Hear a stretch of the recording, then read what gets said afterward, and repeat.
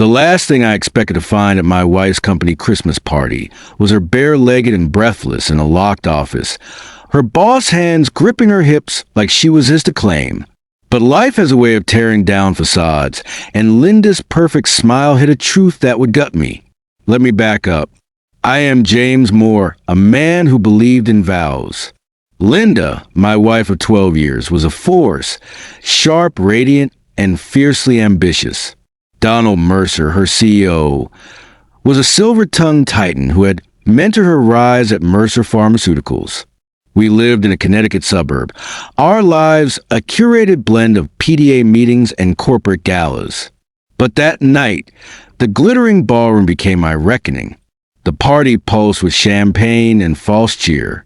Linda had insisted I attend, though I had always felt out of place among her colleagues. She wore a crimson dress that turned heads, laughing too loudly at Donald's jokes. When she vanished for over 20 minutes, I told myself she was networking. But intuition led me down a hallway, where muffled moans leaked from a door marked private. What I saw deflated me. Linda's dress pulled at her ankles, Donald's mouth on her neck. Her eyes met mine, wide, guilty, frozen. Time collapsed. I remember the clatter of her heel as she stumbled. Donald smirked, the way my wedding ring felt like a shackle. I did not scream. I did not speak.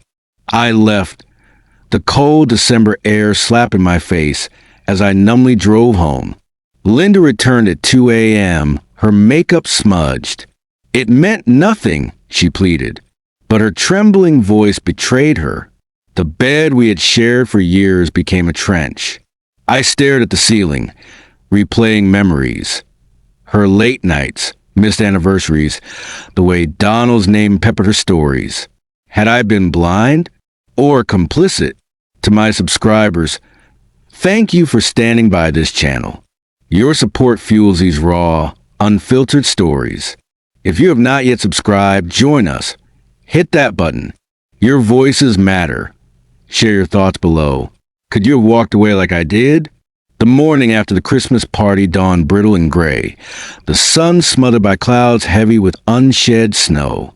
I sat at our kitchen island, the same spot where Linda and I had shared coffee and rushed conversation for years. Now, the silence between us was a living thing, sharp and suffocating. She stood by the window, her arms crossed as if holding herself together. The scent of her perfume, something floral and expensive Donald had likely bought her, clung to the air, a taunt. She broke first. "James, let me explain." Her voice wavered, but I did not look up. My eyes were fixed on the wedding photo hanging crookedly on the wall. Its glass pane cracked from when I had slammed the door hours earlier. A metaphor, I thought bitterly. Linda's explanation spilled out. Late-night meetings that were not meetings, business trips that were not business. Donald had promised her a promotion, a seat at the table, but the price had been incremental. A touch here, a drink there, until she was in too deep to say no. Or so she claimed. I let her speak, my fingers tracing the edge of a bank statement I had pulled from her desk drawer while she slept. The numbers told a different story. "You took out a second mortgage," I said flatly, sliding the paper toward her. 3 months ago, why? Her face paled. The Linda I knew, the woman who balanced spreadsheets and budgets with military precision, would never have risked our home, unless she had no choice. Donald needed collateral. Her words came fast, panicked. He said the company was restructuring, that they would cut my position unless I invested. But it was a lie. The money, it's gone. I did not know how to tell you.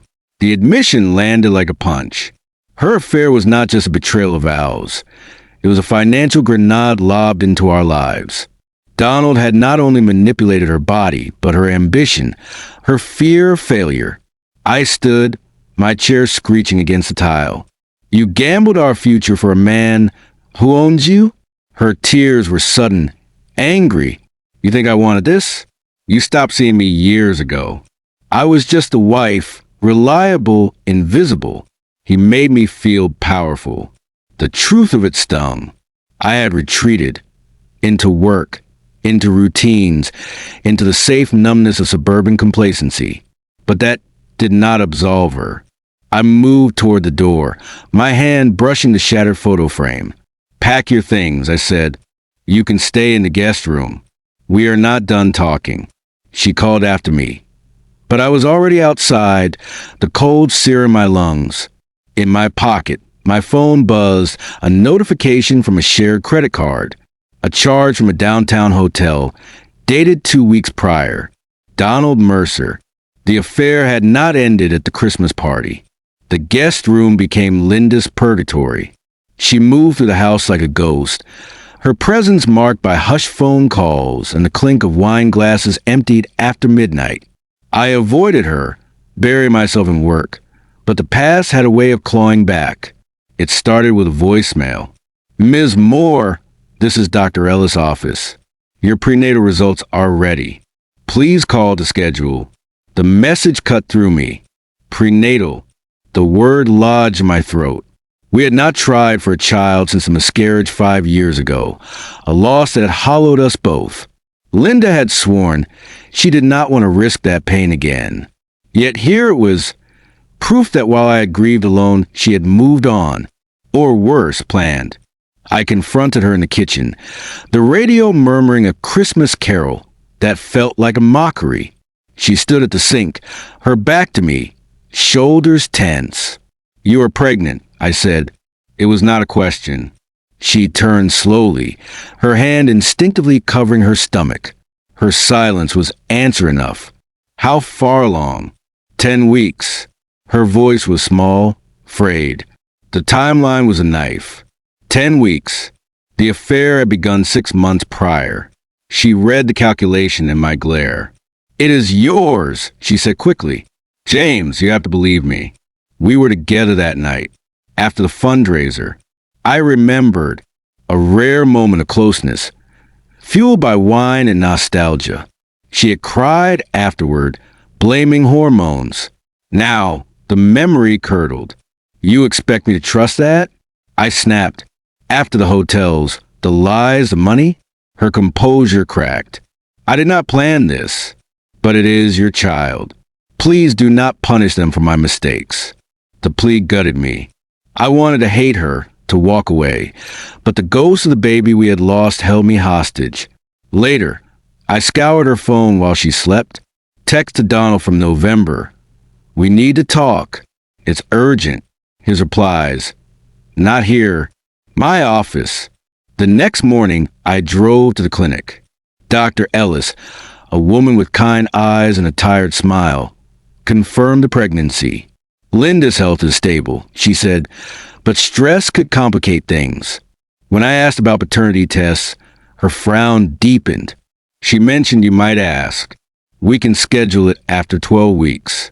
I left my mind a storm. That evening, I poured a drink and opened my laptop, searching Donald's name. His LinkedIn boasted philanthropy, innovation, but a deeper dig revealed lawsuits. Harassment claims settled quietly, a former assistant who had vanished after alleging coercion.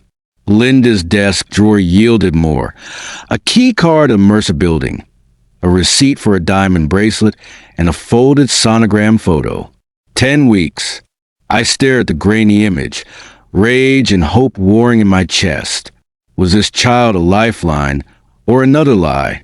And why had Donald, a man with everything, risked his empire for my wife?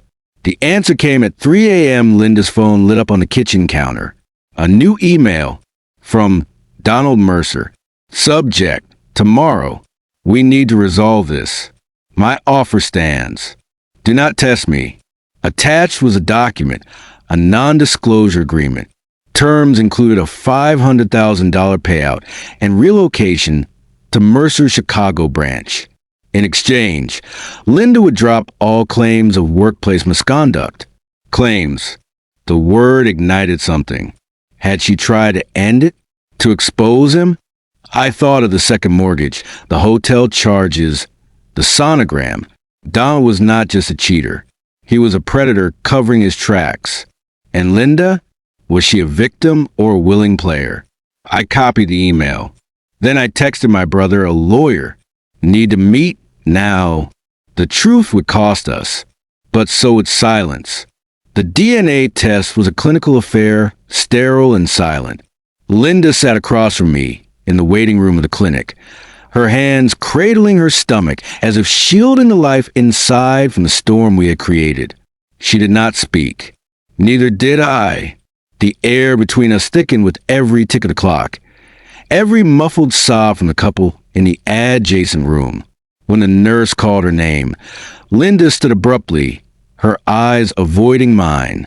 "This will not change anything," she said, though neither of us believed it. 3 days. That was how long we would wait for results.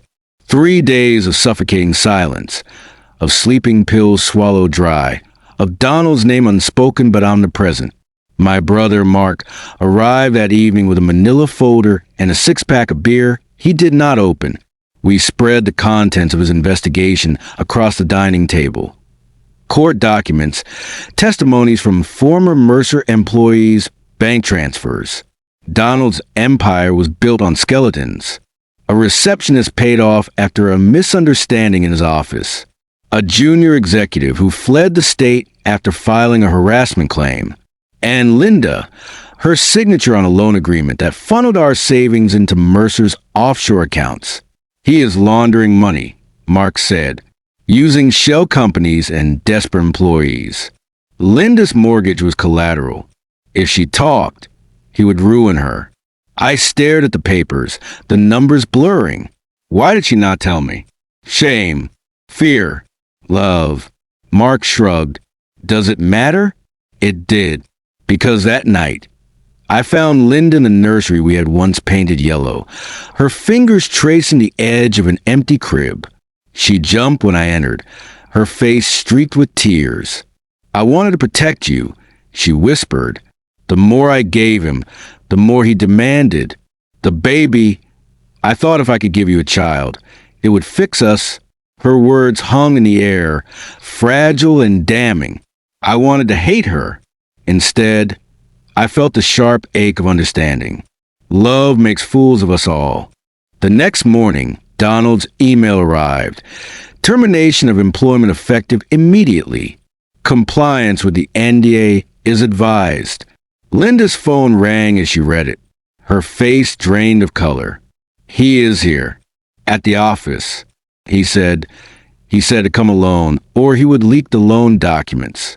We went together. Mercer Pharmaceuticals loomed like a tomb, its glass facade reflecting the steel gray sky. Donald waited in the boardroom, his smirk dissolving when I entered behind Linda. "This is a private matter," he sneered.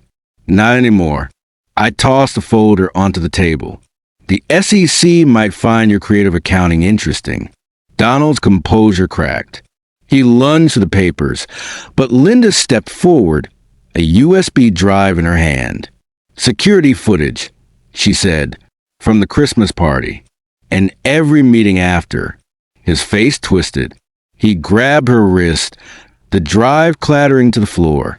I moved without thinking, my fist connecting with his jaw. He stumbled, knocking over a chair, blood blooming on his lip. "You are finished," I said. But Donald laughed, a wet, guttural sound. "You think this is victory?" That child will always be a question. The door burst open, security, voices shouting. Mark's loyally baritone cut through the chaos. And in the fray, Linda's hand found mine, brief and trembling. The results would come tomorrow. But tonight, there was blood on the floor, sirens in the distance, and the terrible freedom of having nothing left to lose. The paternity results arrived on a Thursday. The envelope sat on the kitchen counter for hours, a silent judge. Linda did not touch it. I did not touch it. Even the autumn sunlight slicing through the blinds seemed to avoid it. When I finally tore it open, my hands betrayed no tremor. Probability of paternity, 99.99%. The words blurred. Relief, rage, grief, they collided in my chest. The child was mine. Ours.